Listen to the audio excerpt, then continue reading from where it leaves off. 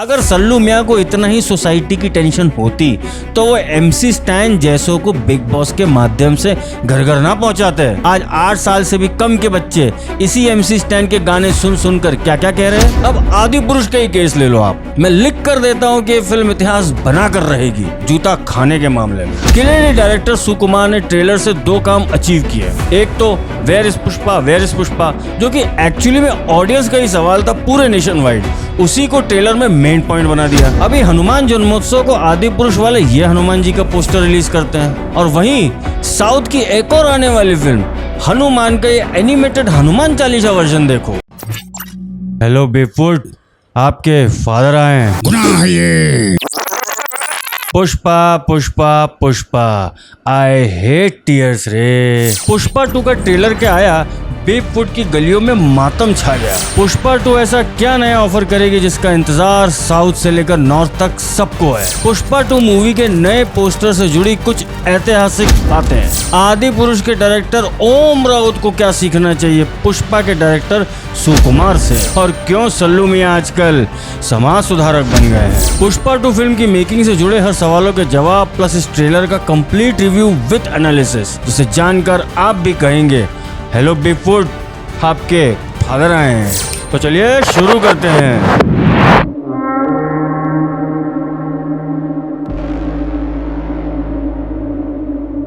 नमस्कार मित्रों, मैं सौरभ और आप देख रहे हैं भारतवर्ष। भाई गर्दा उड़ा दिया, इसे कहते हैं असली मार्केटिंग। मैं झुकेगा नहीं साला। हाइप बनाना कोई इनसे सीखे। भाई ट्रेलर जिस फ्रेम पर एंड हुआ है वो एक सीन काफी है कई बेफुट के नेपोकिड्स के पूरे करियर को तबाह करने के लिए। बिना कंट्रोवर्सी किए भी अपनी फिल्म को कैसे प्रमोट करते हैं देख लो। वेयर इज पुष्पा इस लाइन के साथ ये ट्रेलर ड्रॉप हुआ। अल्लू अर्जुन जो कि इस फिल्म के असली फायर हैं, उनका जन्मदिन था, इसी मौके पर ये ट्रेलर लॉन्च हुआ है। एज एक्सपेक्टेड ही था कि पुष्पा 2 से रिलेटेड कुछ ना कुछ तो इस दिन आएगा ही। हालांकि ये एक फर्स्ट लुक है and I repeat first look.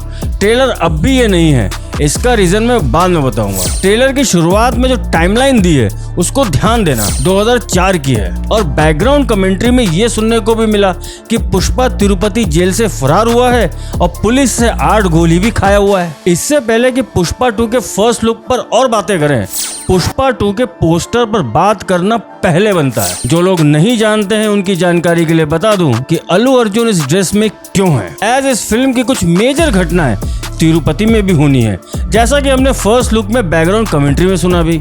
इसी तिरुपति रीजन में एक त्योहार भी मनाया जाता है जिसका नाम है गंगम्मा जतारा। ये फेस्टिवल पूरे 9 दिन तक चलता है। आंध्र प्रदेश के रायलसीमा और आंध्र रीजन्स में और कर्नाटका के कोस्टल एरियाज में ये फेस्टिवल सेंचुरी से मनाया जा रहा है, और फेस्टिवल के लास्ट दिन मंदिर में महिलाओं के रूप में ही त्योहार मनाते हैं। बोले तो जो भी मंदिर जाता है वो एक महिला की तरह ड्रेसअप होकर फेस्टिवल में पार्ट लेता है। यह त्योहार एक कहानी को सेलिब्रेट करती है, जो कहानी थी गंगम्मा की वीरता की, और इस कहानी को किसी और दिन अच्छे से सुनाएंगे क्योंकि इससे पुष्पा 2 के ईस्टर एग्स अभी से फूट जाएंगे। और मैं व्यूज पाने के लिए ये धोखा ऑडियंस के साथ नहीं करूंगा। बस इतना ही कहूंगा कि गंगम्मा की कहानी में नारीत्व है, फेमिनिज्म नहीं है। गंगम्मा की कहानी में हिंदुत्व है, सेकुलरिज्म नहीं है। और इसी त्योहार में देवी की पूजा करने के लिए एक महिला के रूप में तैयार होना नारित्व के लिए एक श्रद्धा माना जाता है। पुष्पा द राइज में 90s का टाइम था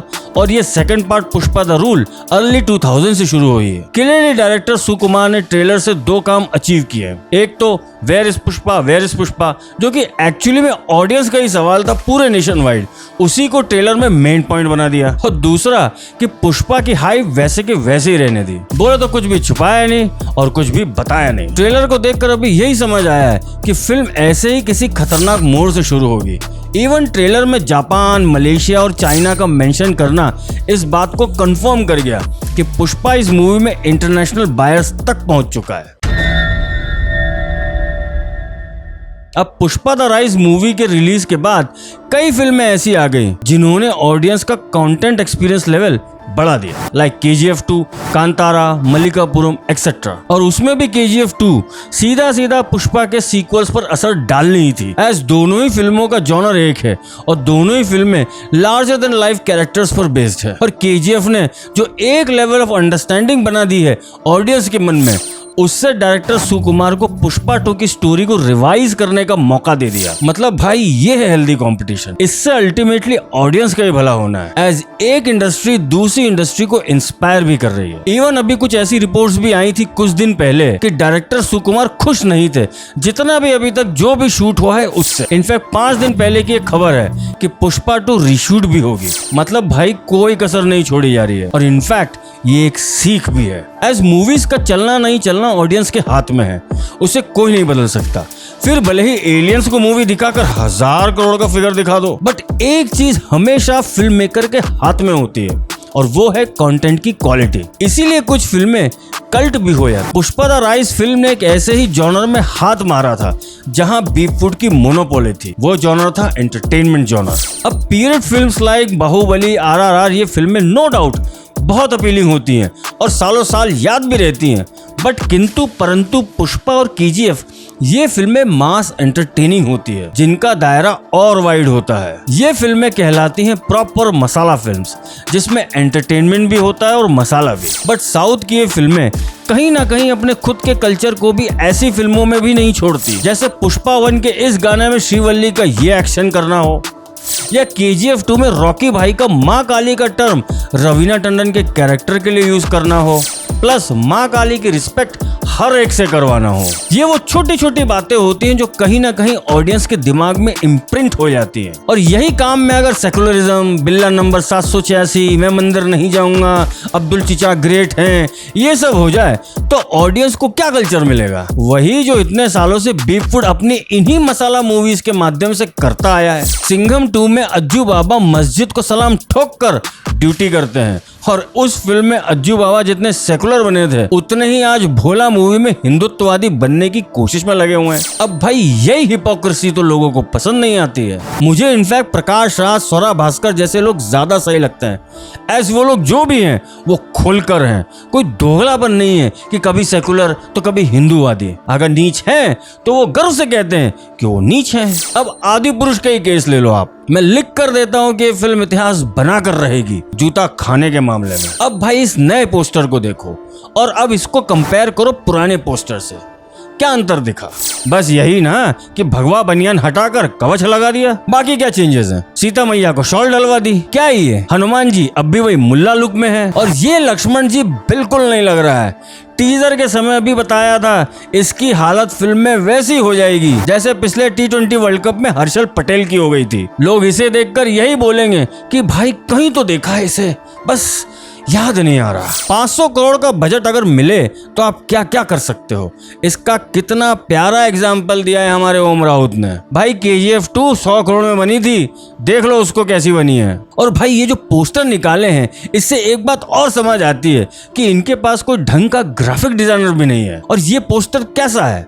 सारे कैरेक्टर खुद अपनी ही लाइट सोर्स हैं, खुद ही ग्लो कर रहे हैं और गुलुप गुलुप खेल रहे हैं। और इस पोस्टर में ध्यान से देखो, अब भी कान के कुंडल नहीं है हनुमान जी को। मतलब एक बात साफ है कि इतने महीनों में कच्छू नहीं किया है, बस टाइम बाय आउट किया है ओम राउत ने। इन्होंने सोचा कि रिलीज डेट को आगे कर देंगे और पब्लिक भूल जाएगी कि क्या हगा है। भाई पुष्पा के डायरेक्टर से ही सीख लेते हैं। जैसे ही KGF 2 आई उसके बाद सुकुमार घबराया नहीं, उसने कोई बिचिंग भी नहीं करी। वही नेगेटिव कैंपेनिंग जैसा बीप फूड वाले अक्सर एक दूसरे को लेकर करते हैं। वो तो बस आजकल एक होने का दिखावा कर रहे हैं क्योंकि लगी पड़ी है ना। तो सुकुमार ये सब करने के बजाय उन्होंने स्टोरी को रिवाइज किया और इवन अब भी वो वापस रीशूट भी कर रहे हैं। मतलब he is constantly trying to get the pulse of the audience. अब आप जब इतनी मेहनत करोगे, ऑडियंस का इतना सोचोगे, तो कैसे नहीं आपकी फिल्म का क्रेज बनेगा। कब्जा मूवी इतनी भी बुरी नहीं थी बट फिर भी नहीं चली।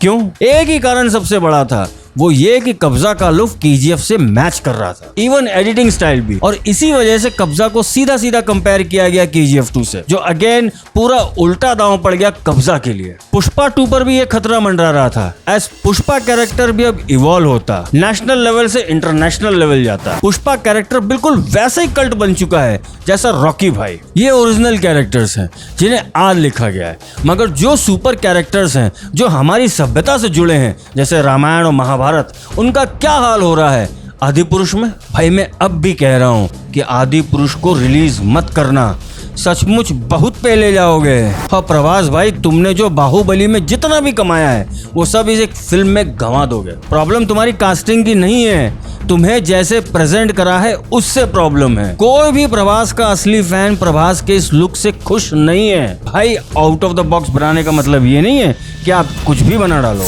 अभी हनुमान जन्मोत्सव को आदि पुरुष वाले ये हनुमान जी का पोस्टर रिलीज करते हैं, और वहीं साउथ की एक और आने वाली फिल्म हनुमान का ये एनिमेटेड हनुमान चालीसा वर्जन देखो, ये भी उसी दिन रिलीज हुआ। कितना अंतर है लेवल का, सिंप्लिसिटी से भरपूर है ये सॉन्ग है। अब क्या इसमें भी करोड़ों लगे हैं क्या इसका भी क्रेडिट VFX को दोगे? जैसे खुद की फिल्म में तो अद्वितीय काम हुआ है VFX में, हैं? साउथ इंडस्ट्री में सब दूध के धुले नहीं है, बट फिर भी अपनी मैक्सिमम फिल्मों में कल्चर को अबव रखते हैं। अल्लू अर्जुन हो या रामचरण, दोनों ही साउथ से होकर भी जब जब मौका मिलता है हिंदी ऑडियंस को एड्रेस भी करते हैं। रामचरण ने तो ऑस्कर में जाकर हिंदी में बोला, एज उन्होंने कहा कि हिंदी ऑडियंस ने उन्हें जो प्यार दिया उसी से साउथ और नॉर्थ का प्यार मिलकर इंटरनेशनल हुआ। ये वो बात होती है जो एक एक्टर को स्टार बनाती है, ऑडियंस को रिस्पेक्ट करना, भले ही वो किसी भी रीजन की हो। अब आप देखिए कैसे आदि पुरुष के डायरेक्टर ओम राउत ने ऑडियंस के ही व्यूज को ये कहकर मजाक में ले लिया था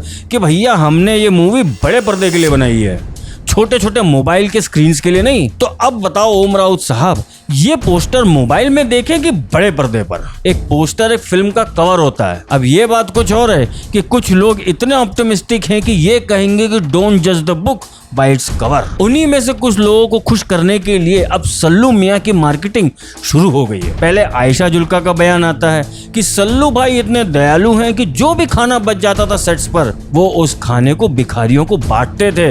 और सल्लू मियां का डेडिकेशन इस काम में इतना था कि कहीं कोई भिखारी नहीं भी मिले तो वो खुद पर्सनली जाके भिखारियों को ढूंढ ढूंढ कर पकड़ कर खाना खिला देते थे। सचमुच किसी का भाई किसी की जान। और अब खुद सल्लू मियां सोशल रिफॉर्मिस्ट बनकर कह रहे हैं कि OTT पर सेंसरशिप होनी चाहिए। कमाल बात है यार, दिल खुश कर देता। या माथे पे क्या लिखा है क्यूटिया? अब भाई अगेन, जिनके घुटनों में दर्द रहता है वो ये नहीं समझेंगे, मगर मैं आपको बताता हूँ, अगर सल्लू मियां को इतना ही सोसाइटी की टेंशन होती तो वो MC स्टैन जैसों को बिग बॉस के माध्यम से घर घर ना पहुंचाते। आज 8 साल से भी कम के बच्चे इसी MC स्टैन के गाने सुन सुनकर क्या क्या कह रहे हैं। क्या सोलोमन भाई को ये सब नहीं दिखता? किसी का खानदान, किसी का पीकदान। और अब चलते चलते एक संदेश आप सभी को, मेरा मतलब है जो अभी तक जुड़े हुए हैं। मेरा हाथ ठीक हो चुका है और फिर भी मैं बड़े वीडियोस नहीं ला पा रहा हूँ। इसका कारण आपको कुछ ही दिनों में समझ आ जाएगा, एज कुछ विषयों पर समय लग गया काम खत्म करने में। एज मैं अकेला ही सारा काम करता हूँ, लाइट उठाकर रखने से लेकर एडिटिंग तक। हालांकि इसका समाधान भी हो रहा है और जल्द ही इंतजार खत्म होगा। एंड मोस्ट इम्पोर्टेंट, एक शाउट आउट हमारे भारतवर्ष परिवार के एक सदस्य के लिए, जिनका नाम है आदित्य चक्रवर्ती, जिन्होंने ये लाइन किसी का खानदान, किसी का पीकदान ये भेजी हमारे टेलीग्राम ग्रुप पर। Thanks a lot. दिल की ऊंचाइयों से और केजरीवाल की गहराइयों से आपको सादर आभार। आप लोग भी अपनी राय दे सकते हैं कमेंट सेक्शन में कि आगे पुष्पा में क्या क्या होगा और इसका असर सोलोमन भाई से लेकर SRK तक क्या क्या होगा। अगर आप भी सोलोमन भाई को पुष्पा के रीमेक में देखना चाहते हैं तो इस वीडियो को लाइक, कमेंट, शेयर और चैनल को सब्सक्राइब अवश्य करें, क्योंकि इस नए भारत के भाग्य विधाता हम हैं। धन्यवाद।